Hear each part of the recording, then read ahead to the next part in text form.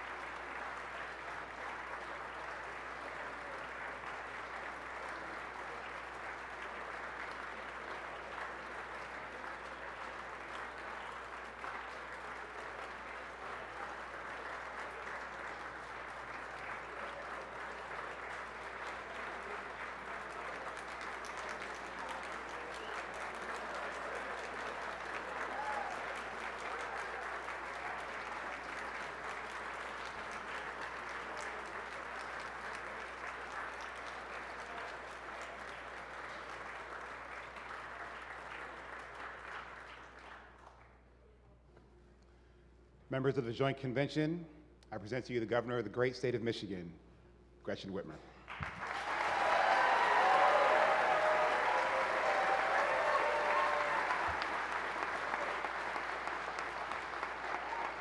Thank you. Thank you. Hello, Michigan. I'm honored to be here tonight for my State of the State address. 7 down, 1 to go. And if you're tuning in between the MSU game or the Pistons game, thank you.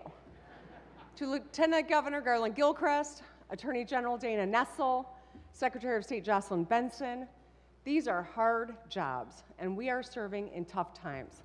Thank you for your partnership.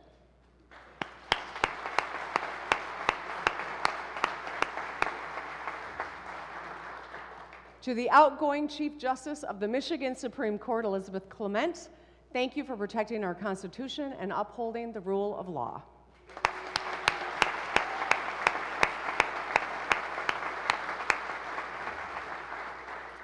To all the state employees, my cabinet, and executive office staff, thank you for this work. I could not do this job without you.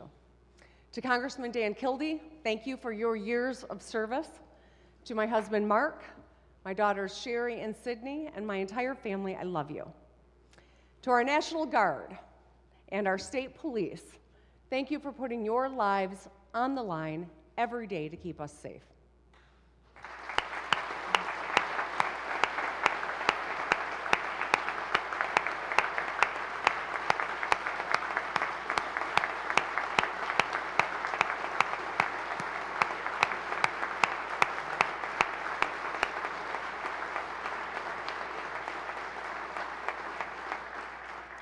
So to my friend leader, Winnie Brinks, and her husband, Steve, I want to tell you a little bit about each of the 4 leaders tonight.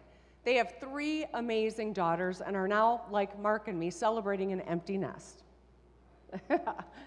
Let me know when you stop paying their phone bills, Winnie. To leader Eric Nesbitt and his wife, Tricia, who are expecting their 3rd child this Easter, congratulations.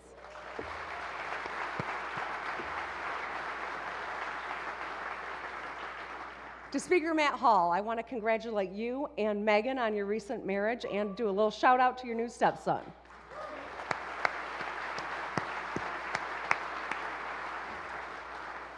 To Leader Ranjiv Puri and his wife Nidhi, are proud parents to 3 young boys, and I'm hoping they're going to be Lions fan, unlike their dad who's a secret cheesehead.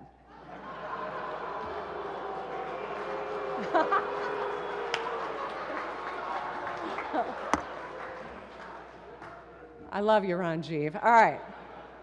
I'm looking forward to working with all 4 of you and your caucuses to get things done for the state of Michigan.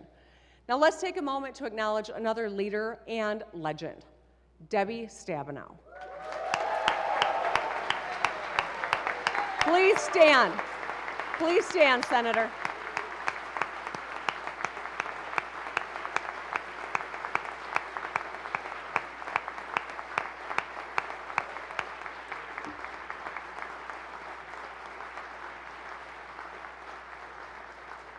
Over a lifetime of service as a county commissioner here in Ingham County, a state legislator, Congresswoman, Michigan's first woman United States Senator, you fought for farmers, you protected our Great Lakes, you championed equal coverage for mental health.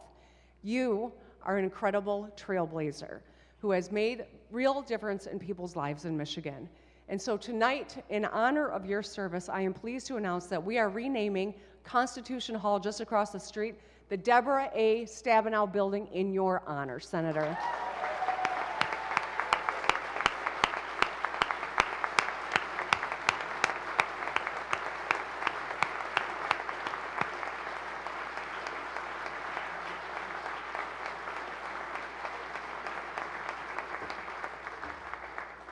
It's fitting that the building houses our state's agriculture and environmental departments who carry on your life's work. So thank you, Senator Stabenow. Finally, to my fellow Michiganders, I took an oath of office to serve the people of Michigan, and that means all the people of Michigan. That's my commitment to you, no matter who is in the White House or who is on the other side of the aisle in Lansing. Yes, I do hope to find common ground with President Trump and work with the Democratic-led Senate and Republican-led House on our shared priorities. Now, I'm not looking for fights, but I won't back down from them either. In Michigan, we have an opportunity and an obligation to lead by example.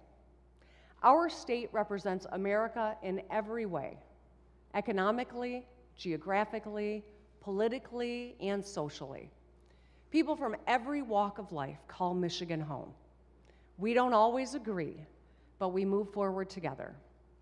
That is the source of our strength. Let's show the rest of the country how to get things done. Right now, I know that politics, especially national politics, can be exhausting. I feel it too. At a high level, we're facing two big challenges: economic uncertainty and political division. First, economics. It's hard to buy a house or car because of high interest rates. It's still hard to pay the bills. Just this month, inflation jumped back up to 3%. Businesses are facing uncertainty too. Industry leaders and top economic minds on both sides of the aisle are warning us about the havoc that 25% tariffs would wreak on Michigan's auto industry, while also raising expenses, everyday expenses for our families.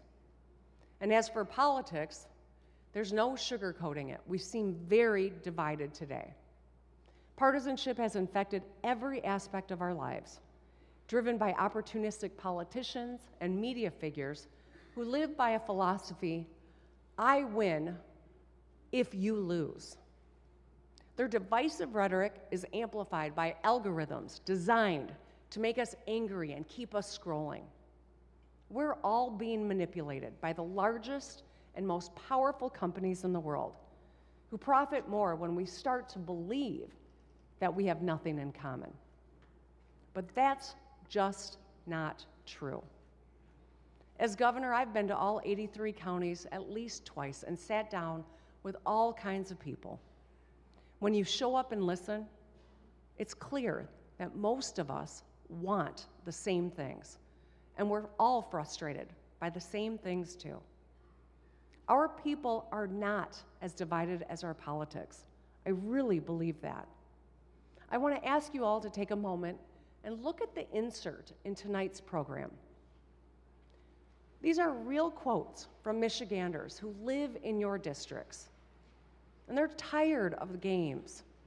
They're counting on us all to work together. We can't let them down. I'm reminded of a conversation I had a couple years ago with a retiree from Kalamazoo. He and his young neighbor have polar opposite political views. They put up yard signs supporting opposing candidates every 2 years. But they helped fix each other's roofs and regularly shovel each other's sidewalks. They show up for each other all year long. Their bond is deeper and stronger than politics. This year, if we show up, listen to, and learn from each other, we can move forward together and get things done. The good news is that we have a lot going for us. There are a lot of firsts and new beginnings worth celebrating. For instance, Michigan Tech was just named an R1 research university, joining MSU, U of M, and Wayne State as one of the world's 150 best research colleges. We expanded RX Kids, the nation's first ever program that puts money directly in the pockets of new moms and babies to improve their finances and health.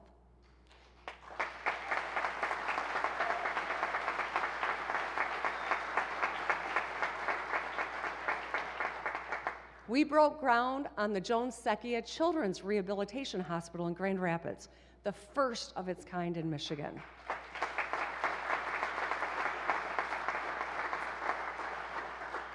Palisades will be the first restarted nuclear power plant in American history, protecting 600 local union jobs and clean, reliable power for hundreds of thousands of people. And last year,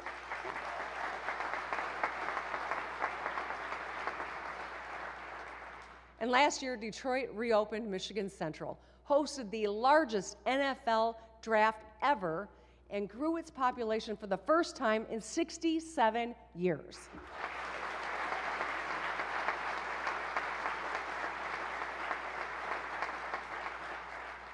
Later this year, we'll open up the Gordie Howe International Bridge, a monument to commerce and cooperation that will carry 25,000 vehicles every day.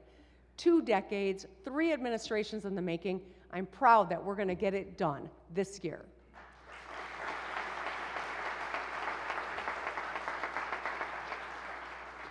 And guess what? Our financial house is in order too. While other states are juggling multi-billion-dollar deficits, we've got a surplus. Our rainy day funds are at an all-time high of $2.7 billion. After this year's budget, we'll have paid down $26 billion of debt. Since I took office, we've been repeatedly named a top 10 state for business. We've grown our GDP by 35%, added nearly 40,000 auto jobs, and raised median household incomes by 16 grand to $77,000 a year. That is exciting stuff.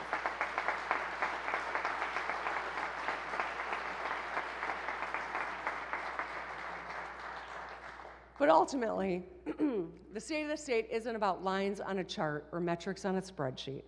It's about how people feel and how people think about Michigan.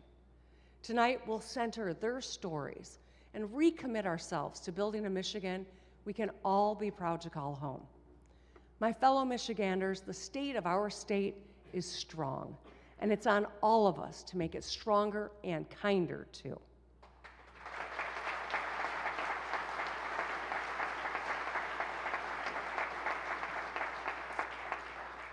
So a few weeks ago, I released my 7th budget after encouraging news that state revenues were $1 billion higher than expected. Michigan is on the move because Michiganders are hard at work. Let's show them that we are too, with a balanced, bipartisan budget by the end of June that's focused on the fundamentals.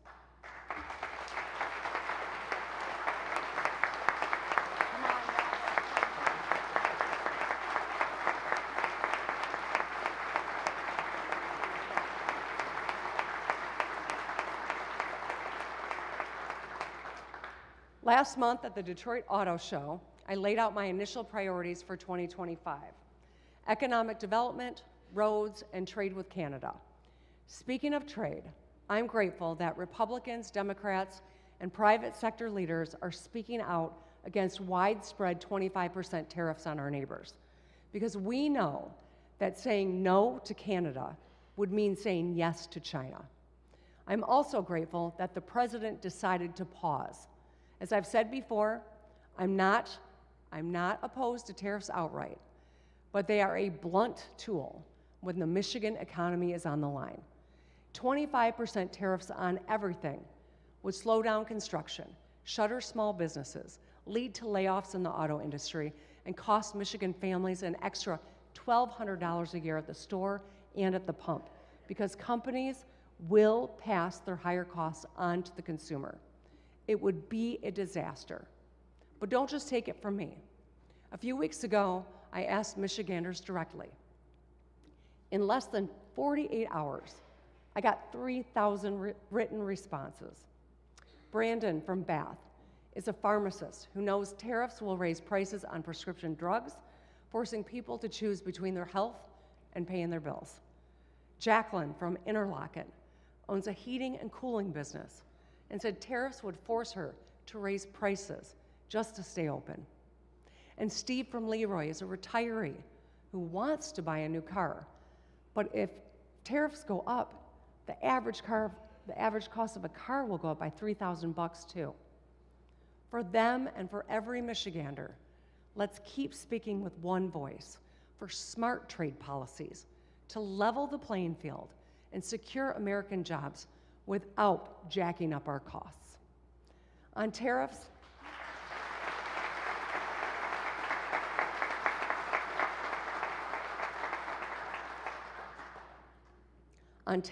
and every issue, Michiganders expect us to work together in Lansing because that's how things get done.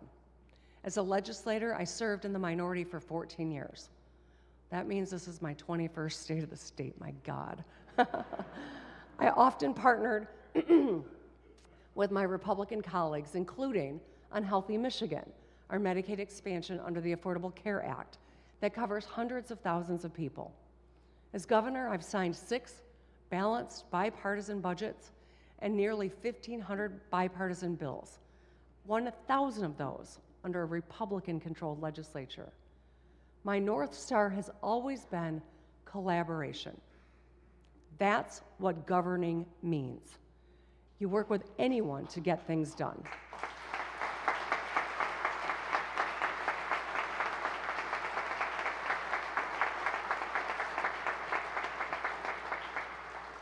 So what should we focus on this year? Let's keep it simple. 1, costs. Let's make life more affordable for Michiganders. 2, jobs. Let's create more opportunities to help people in our state earn more money. And 3, results. Let's make government work better for the people we all serve. I think we should all be able to agree on that, yes?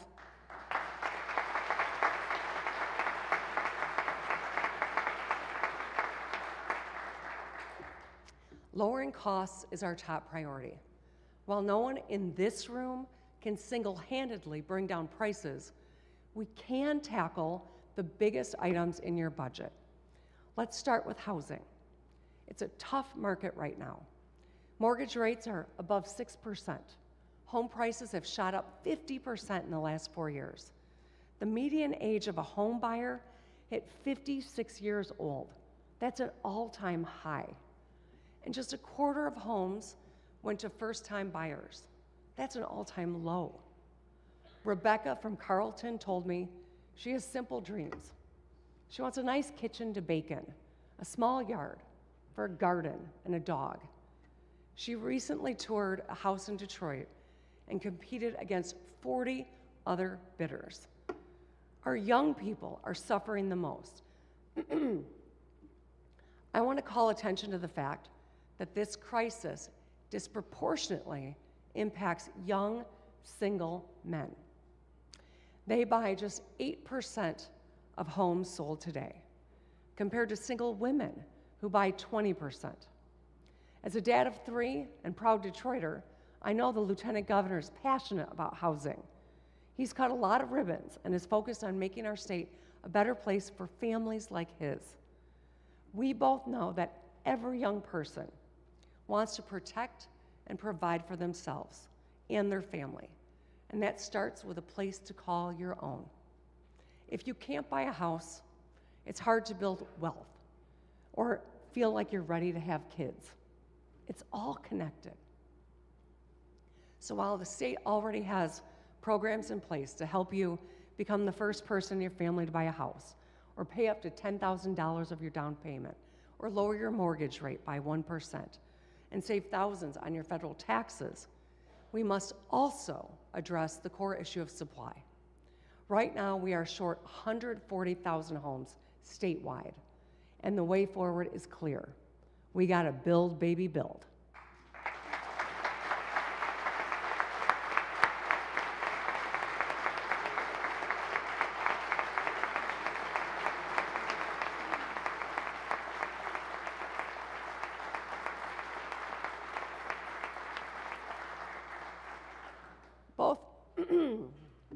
Both Texas and Minnesota built more housing and drove costs down. Bright red Texas and bright blue Minnesota have done it. We can too. MSHDA has been doing their part with 2 years of record-breaking years. This year, let's do it again. Let's invest $2 billion to build, buy, or fix nearly 11,000 homes. This year, let's make the largest housing innovation investment in Michigan history. Getting this done will create more than 10,000 construction jobs, lower costs, and help more people achieve the American dream. Let's get it done.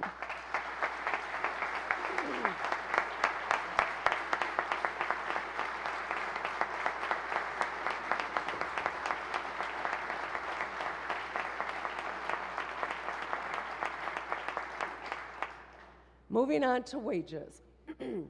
Last week, Republicans, Democrats, workers, and business came together to forge a fair deal on minimum wage and paid sick time. Because we work together, the minimum wage will rise to $15 an hour for more than 700,000 workers a year faster than it would have before.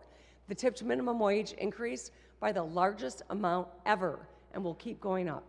Workers will have more time to care for themselves and their families because now Michigan has the best earned sick time in the country, and small businesses have more flexibility. This was a bipartisan effort, and I am proud that we were able to get it done. These last few weeks showed us that we can work together to solve hard problems and deliver real solutions for Michigan.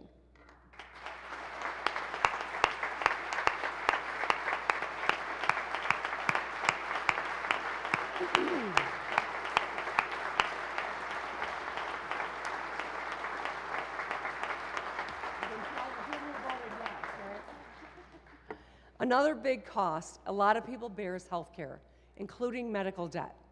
A couple years ago, we secured $4.5 million in our state budget to relieve some medical debt. It was a good start, but it was just a start.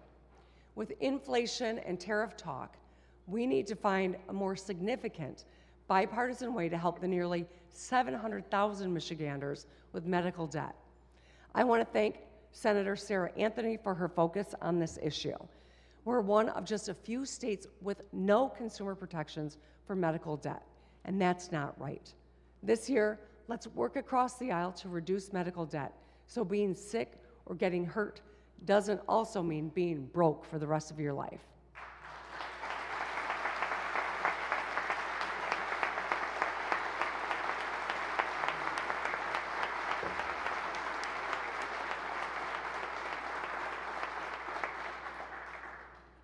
Now let's talk energy. Everyone's eyebrows raise when that first winter utility bill hits. A few months ago, Republicans and Democrats came together to do something about it. Led by Representative Helena Scott, Senator Sam Singh, Rick Outman, and Veronica Kleinfeld, the legislature expanded the Michigan Energy Assistance Program, or MEAP, which already saves about 50,000 households more than $700 a year. I was really proud to sign this bipartisan expansion, which could save 335,000 more Michigan families hundreds on their energy bills. Next, one of the two certainties in life, taxes. Forgive me, I am getting over a cold, if you can't tell. For too long, the working class have paid more than they should. In 2023, that changed when I signed legislation to roll back the retirement tax and quintuple the working families tax credit. This year,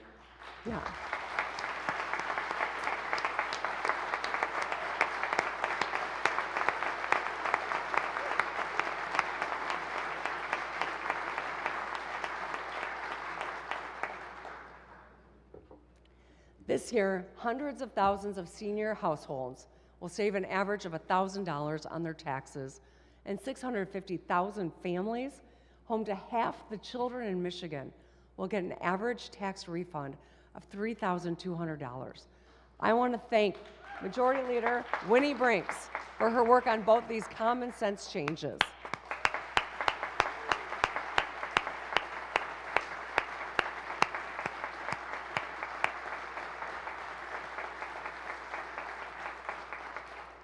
Together, we put $1 billion back in people's pockets and lifted 20,000 kids out of poverty. When our kids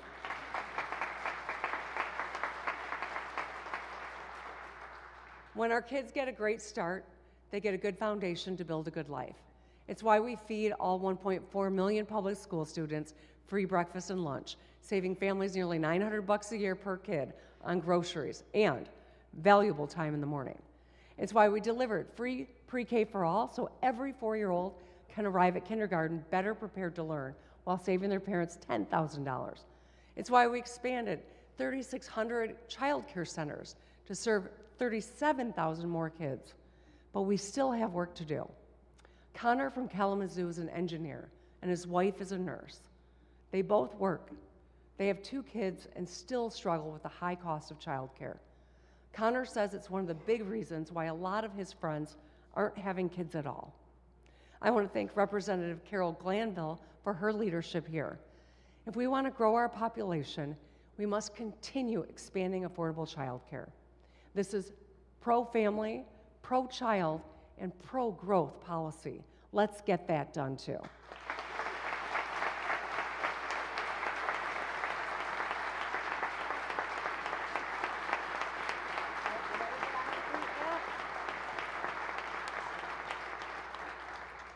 All right, I think I'm even going to get the speaker on his feet on this one.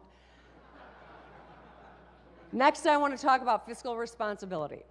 Most Michiganders are watching their expenses more closely. State government should do the same. Every February, after I propose the budget, the legislature adds earmarks. Now, these can be important. Fire stations, roads, schools. Some of them, not so much. The problem is that these earmarks are added without transparency and have been for years, under both Republican and Democratic control. I know Speaker Hall is passionate about bringing accountability to the process, and I agree. In this year's budget, let's have total transparency on all earmarks. Because if you want to invest taxpayer money, you should put your name on it, right, Matt? All right.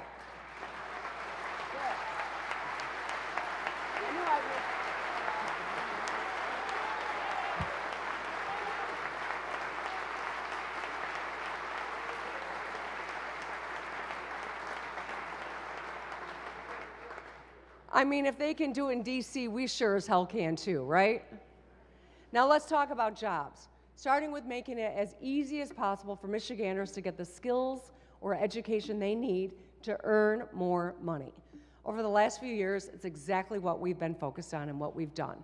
We boosted career and tech education, giving students hands-on experience with wood, metal, power tools, and computers in high school so they can land a good job after graduation. In this year's budget, let's work together to make the largest investment in career and technical education ever. In 2021, we launched the Michigan Reconnect, a bipartisan program offering anyone 25 and older a tuition-free associate's degree or skills certificate at their local community college. Today, more than 200,000 Michiganders have taken that first step.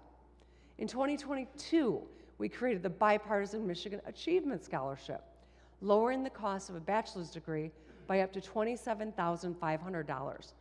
Today, more than 56,000 students are already saving thousands of dollars. I want to thank Representative Samantha Stecklaw for her work on this.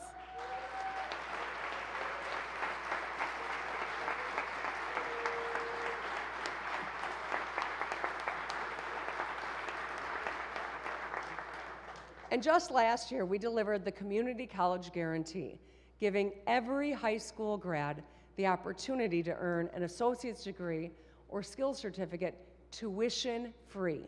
And today, More than 240,000 Michiganders attend one of our 31 community and tribal colleges. But just like with housing, there's a gender gap here in education too. Women outnumber men at our community colleges, universities, and most of all, in the Michigan Reconnect, where enrollment is 2-to-1 women to men. So we've built these great programs open to everyone, but we need to do a better job of getting more young men signed up. And that's why soon I'm signing an executive directive that will make an effort to reach more young men and boost their enrollment in higher education and skills training programs.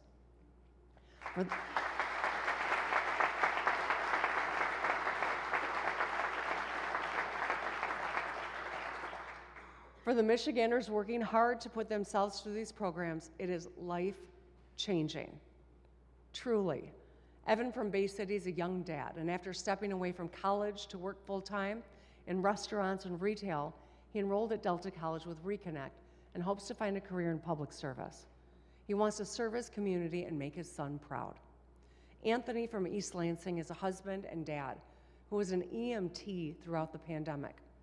He used the Reconnect to earn an aviation mechanics license and now works here at the Lansing Airport.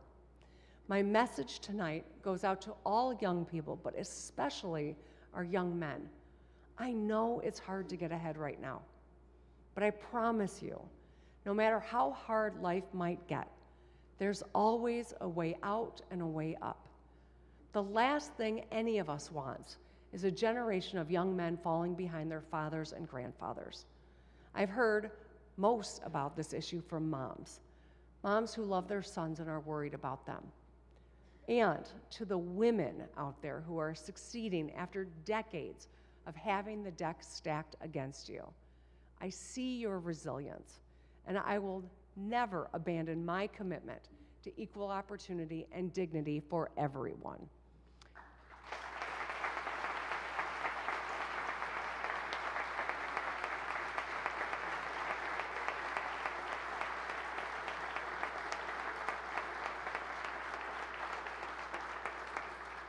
Generations of our moms and grandmas fought hard for the economic rights and personal freedoms we enjoy today.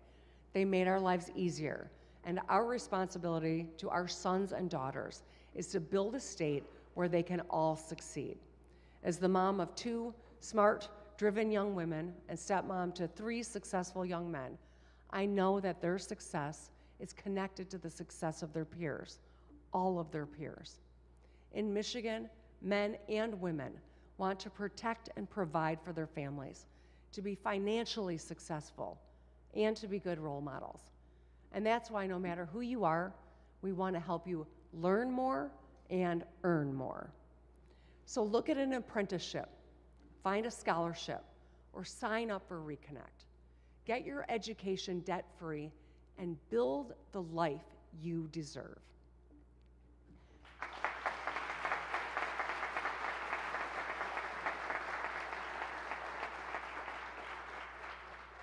Training the next generation of workers is also critical to our national security. Last year, we partnered with the U.S. Navy and Macomb County Community College on the Michigan Maritime Manufacturing Initiative, training hundreds of workers in Macomb County to build submarines. The first class of workers will be graduating next month, and they're ready to build the biggest, baddest ships that keep our nation safe. But there's another, go ahead, Mai.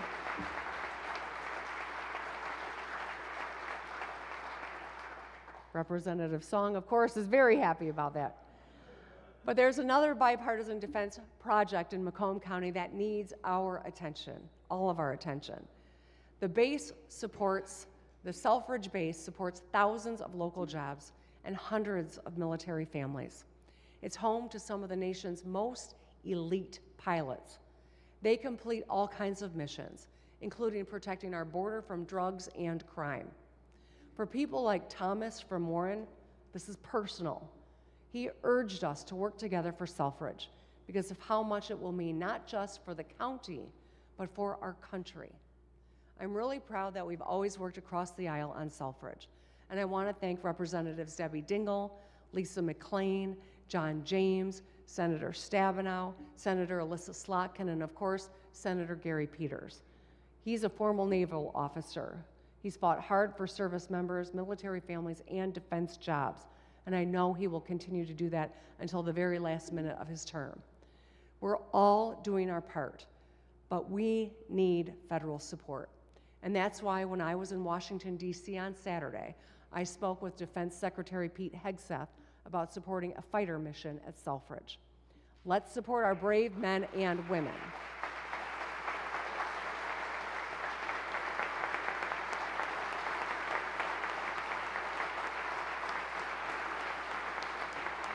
Thank you, Hegseth, we'll get you up.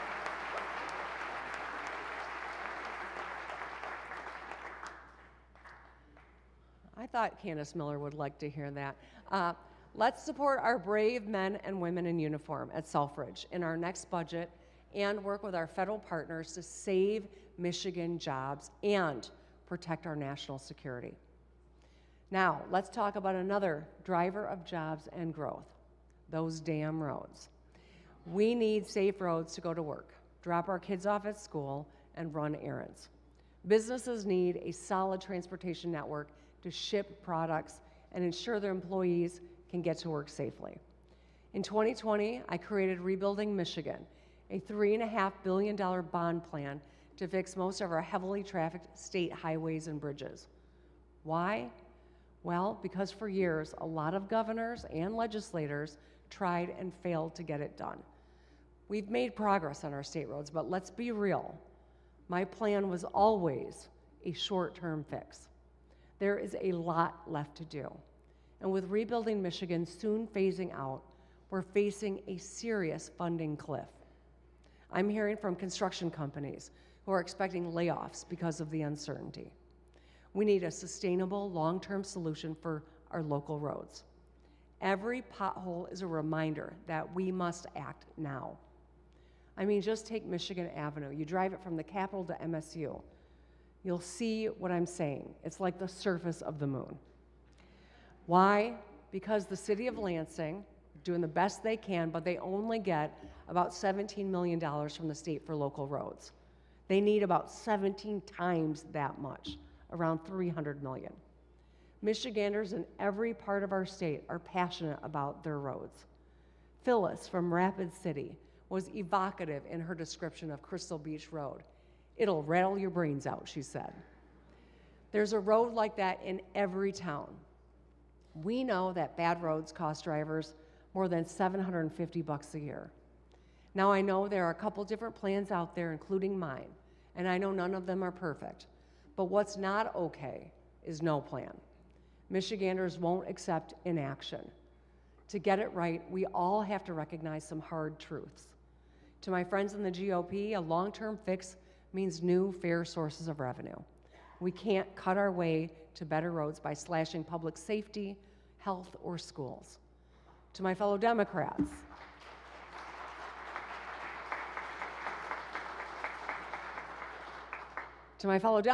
cuts will need to be a part of the solution. All right, some claps over here. I mean, to the business community, we can't put this on the backs of the middle class. For all of us,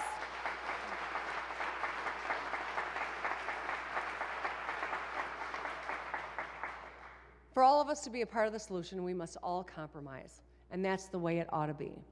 Let's get back to the negotiating table in the coming days and weeks and find a long-term bipartisan solution so we can fix more of those damn roads.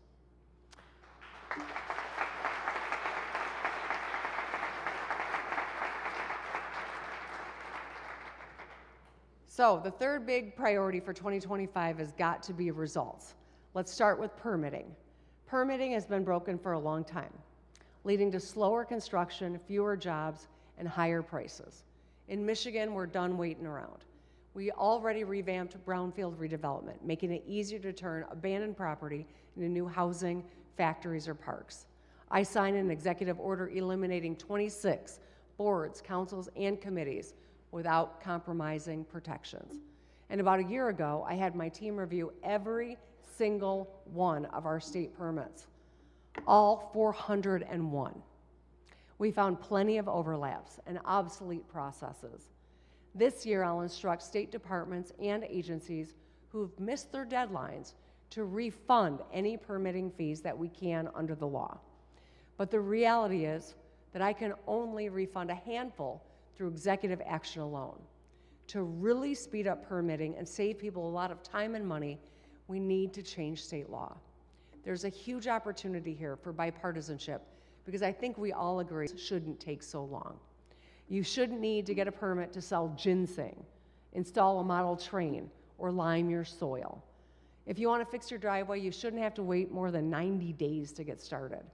If you want to upgrade your house's plumbing or electrical, you should be able to go to one place and get all the help you need quickly. And if we can track the status of our Domino's order online, a developer should be able to do the same for their multi-million-dollar project. This year, let's simplify permitting to get things built on time and on budget.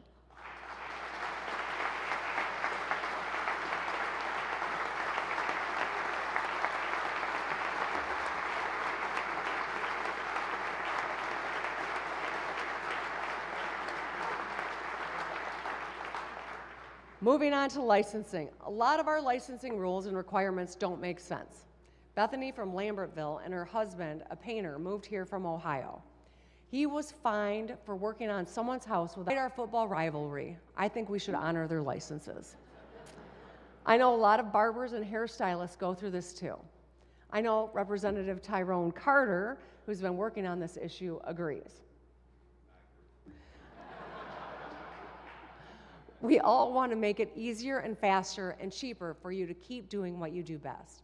It's why I directed the Department of Licensing and Regulatory Affairs, or LARA, to review all of Michigan's regulations and find redundant rules.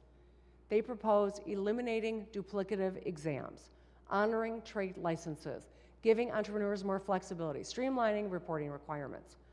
I can enact some of these changes alone through executive action, and I will. But others require a change in state law. This year, let's make it easier for people to get and keep a good job, not harder.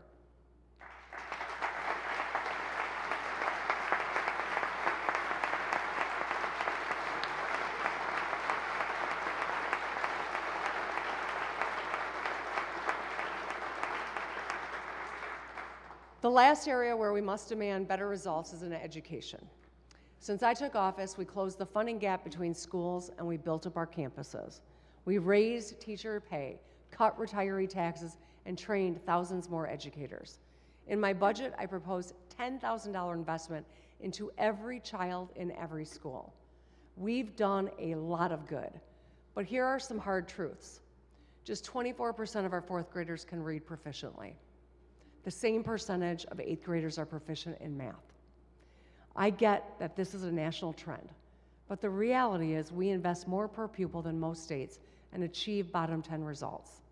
We spend more and we're getting less, and it's not acceptable. For our kids, let's do better. Let's face our literacy crisis with the fierce urgency it calls for. Late last year, I signed bipartisan legislation to use proven science of reading strategies like phonics. It's how a lot of us learn to read, and we should get back to it, because it works. These new laws also require schools to test for dyslexia so they can identify students who need extra help early. I want to thank Representative Matt Kolazar, Senators Jeff Irwin and Dana Polhinke for their leadership here. Additionally, my education budget this year centered on the SMART plan, or Students, Metrics, and Results with Transparency.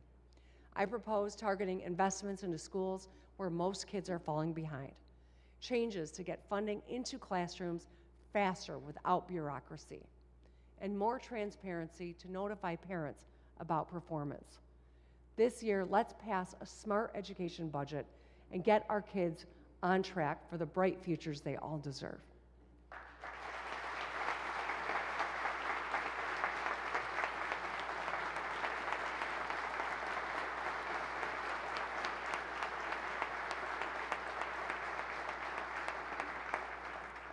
Now let's talk about mental and physical health, both of which are linked to academics.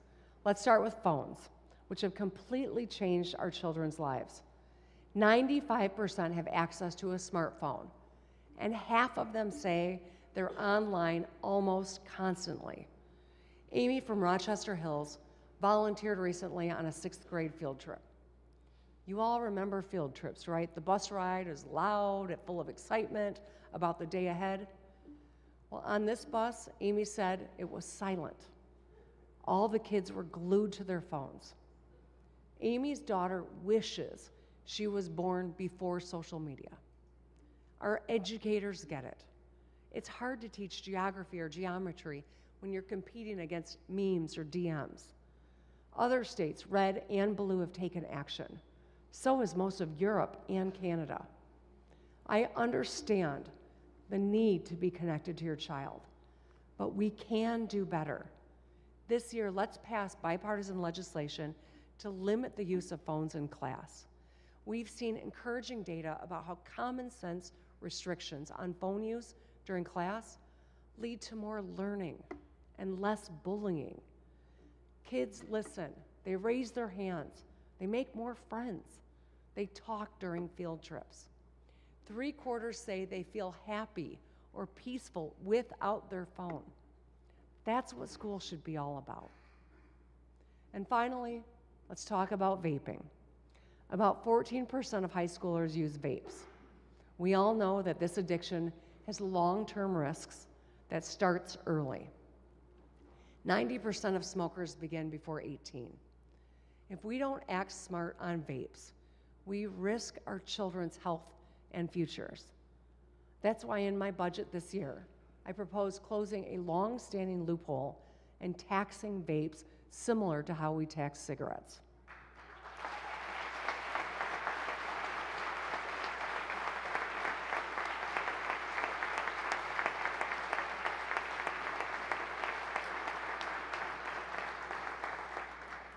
Thirty-two states, red and blue, already do the same, including all of our neighbors. I'm grateful to Senator Sam Singh, who started work on this last year. In 2025, let's get it done to protect our kids. All right, we're in the final stretch here, folks. I think we're on the same page about lower costs, more jobs, and better results. But as I leave you, I have one question. When you think Michigan, what do you think? For us, it's everything. It's home. But let's ask ourselves, when other people think Michigan, what do they think? When businesses around the world think Michigan, what do they think? How about couples looking to start a family? Entrepreneurs hoping to start a business? Seniors seeking a happy retirement? Because if we're being honest, our brand has taken a beating over the last few decades. After the Great Recession, the Flint water crisis, and disinvestment in roads and schools and healthcare, people on the margins were suffering in Michigan. Our water quality, our old factories, our sports teams used to be punchlines and cruel, unfair jokes. I ran for governor to restore trust and rebuild Michigan. I was sick of us being a punching bag. Now I am proud to say I've got the best job in the world because I get to help the Michigan we all love live up to our potential. Over the past 6 years, we've reinvested in the fundamentals and brought manufacturing back home. We lowered costs for families, and our young adult population is growing faster than 45 other states. Our Lions are winning. I didn't have anything to do with that, but they are winning.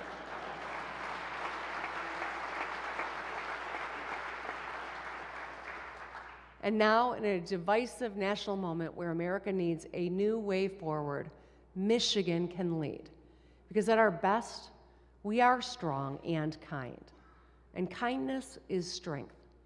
When you think Michigan, think about the people whose stories I shared, or the voices quoted in your program. Let them guide our work, because they're counting on us. Consider what Josh from Grand Rapids, who moved here from out of state, and now proudly calls himself a Michigander for life. This is what he wrote about our state's character. Our seasons are tougher, but our people are warmer, and our lakes are fresher. Being a Michigander is about offering someone a hand when they trip and fall, holding the door open, trying to be a little better every day.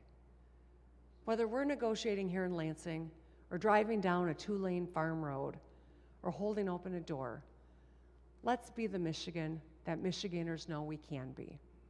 At a dark moment when bullying and lying seem to be in style, let's be intentional about putting light out into the world. Let's welcome challenges and embrace our differences and work together to get things done. Let's think Michigan. Thank you, drive safely, and good night.